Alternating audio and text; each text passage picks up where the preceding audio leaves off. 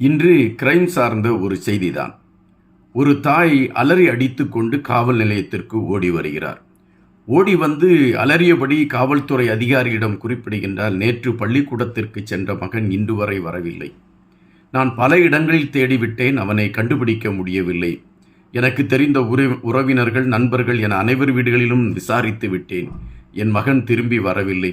தயவு செய்து நீங்கள் என் மகனை கண்டுபிடித்து தாருங்கள் என்று கேட்கின்றார். உடனடியாக காவல்துறை அதிகாரிகள் அந்த பெண்ணை அழைத்து கொண்டு அவர்களுடைய மகன் எங்கெங்கெல்லாம் செல்வார்களோ அங்கெங்கெல்லாம் விசாரணையை முடுக்கி விடுகிறார்கள். ஆனால் எந்த செய்தியும் காவல்துறை அதிகாரிகளுக்கு கிடைக்கவில்லை. உங்களுடைய மகனுடைய வயது என்ன என்று கேட்கிறார்கள். அந்த தாய் 5 வயது என்று குறிப்பிடுகின்றார். அவன் 2வது வகுப்பு படித்து கொண்டிருக்கக்கூடிய ஒரு சிறு பையன் என்று குறிப்பிடுகின்றார். அப்படி என்றால் யாராவது கடத்தி இருப்பார்களா என்கின்ற கேள்விதான் காவல்துறை அதிகாரிகளுக்கு வருகிறது.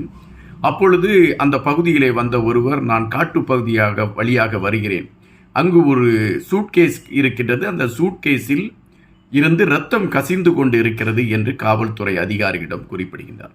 உடனடியாக காவல்துறை அதிகாரிகள் தகவல் சொன்னவரோடு அந்த இடத்திற்கு போய் பார்க்கின்றார்கள். பார்க்கின்ற பொழுது ஒரு பெரிய சூட்கேஸ் இருக்கின்றது. அந்த சூட்கேஸை திறந்து பார்க்கின்ற பொழுது அந்த சூட்கேஸுக்குள் துண்டு துண்டாக வெட்டப்பட்ட ஒரு உடல் இருக்கிறது, ஒரு சின்ன குழந்தையுடைய உடல். உடனடியாக காவல்துறை அதிகாரிகள் இதுதான் அந்த பையன் என்று முடிவு செய்கின்றார்கள். அப்படி தேடுகின்ற பொழுது அதன் அருகிலே அந்த பையனுடைய புத்தக பையும் கிடைக்கிறது.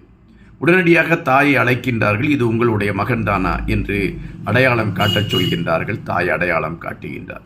தாய் கதறி துடிக்கின்றாள் தன் மகனுடைய உடலை பார்த்தவுடன். காவல்துறை அதிகாரிகளால் அந்த தாயை சமாதானப்படுத்த முடியவில்லை. முடிந்த அளவு சமாதானப்படுத்துகிறார்கள். அதன் பின்பு காவல்துறை அதிகாரிகள் விசாரணையை முடுக்கி விடுகிறார்கள். விசாரணையை முடுக்கி விடுகின்ற பொழுது அந்த பெண் முதலில் சொன்னதற்கும் 2வது சொல்லக்கூடிய தகவல்களுக்கும் முரண்பாடு ஏற்படுகிறது.